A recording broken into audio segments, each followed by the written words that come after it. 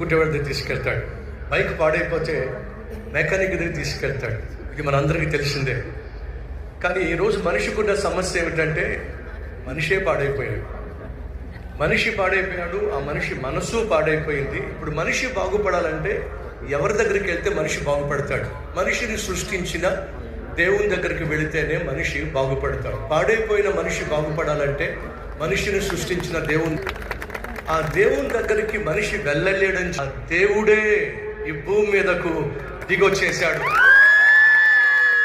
కాబట్టి క్రిస్మస్, యేసుక్రీస్తు ఒక మతానికి సంబంధించిన వాడు కాదు, ఒక ప్రాంతానికి సంబంధించిన వాడు కాదు, ఒక కులానికి సంబంధించిన వాడు కాదు, ఒక వర్గానికి సంబంధించిన వాడు కానే కాదు. యేసుక్రీస్తు లోకరక్షకుడని, నశించిపోతున్న మనిషిని రక్షించటానికి ఈ భూమి మీదకు వచ్చాడు. కాబట్టే ప్రపంచంలో మీరు ఏ దేశానికి వెళ్ళినా ఆ దేశంలో ఈ సమయంలో క్రిస్మస్ పండుగ సెలబ్రేట్ చేసుకుంటున్న ప్రధాన కారణం ఏమిటంటే ఈ ప్రభు అయిన యేసుక్రీస్తు అందరివాడు, అందరికీ ప్రభువు. కాబట్టే ప్రపంచము సెలబ్రేట్ చేసుకుంటూ ఉంది. మన ప్రియతమ ముఖ్యమంత్రి రేవంత్ రెడ్డి గారు,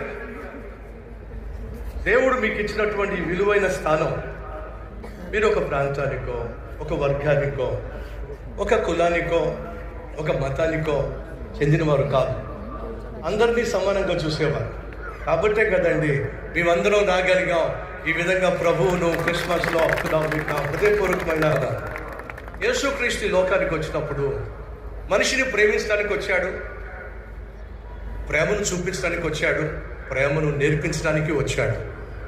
అందరినీ సమానంగా చూసిన ప్రభువు పేదవారిని మరెక్కువగా ప్రేమించాడు. అలాగే ధనవంతుల్ని ప్రేమించే వాళ్ళు ఉంటారు, పలకరించే వాళ్ళు ఉంటారు, పొగిడే వాళ్ళు ఉంటారు, కానీ పేదల్ని ఎవరు పట్టించుకోరు. కాబట్టి ప్రభు యేసుక్రీస్తు పేదలను పట్టించుకున్నాడు, పేదలను ప్రేమించాడు, పేదలను పలకరించాడు. అలాగే ఈ రాష్ట్రాన్ని మీకు ఇచ్చిన ఈ భాగ్యంలో పేదవారిని పట్టించుకోమని, పలుగు వర్గాల పట్ల ప్రత్యేకమైన శ్రద్ధ మీరు చూపిస్తున్నందుకు మా తెలియచేస్తున్నాను. పేదలను ప్రేమిస్తే ఏం జరుగుతుందో ఒక్క ముక్కలో చెప్పి ముగించేస్తాను. అది ఫేమస్ రెస్టారెంట్.